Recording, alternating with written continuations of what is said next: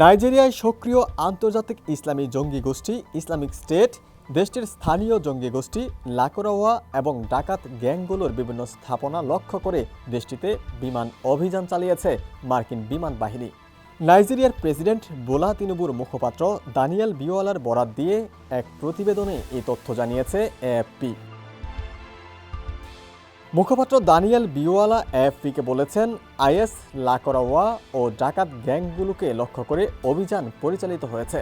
গোয়েন্দা সূত্রে আমরা জানতে পেরেছিলাম যে আইএসের সাহেল শাখার বেশ কয়েকজন সদস্য নাইজেরিয়ায় প্রবেশ করে লাকোরাওয়া গোষ্ঠী এবং অন্যান্য ডাকাত গ্যাংগুলোকে প্রশিক্ষণ দিচ্ছে।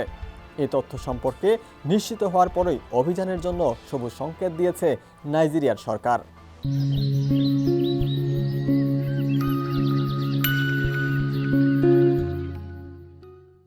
বিওয়ালা আরও বলেন, গোয়েন্দা তথ্যের ভিত্তিতে মার্কিন বিমান বাহিনী এই অভিযান পরিচালনা করেছে।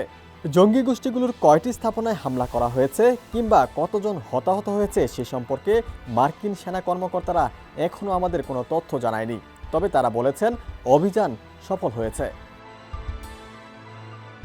আফ্রিকার সাহেল অঞ্চল হল সাহারা মরুভূমি এবং আফ্রিকার আর্দ্র সাভানার মধ্যে অবস্থিত বিশাল আধা শুষ্ক একটি এলাকা, যা আটলান্টিক থেকে লোহিত সাগর পর্যন্ত বিস্তৃত।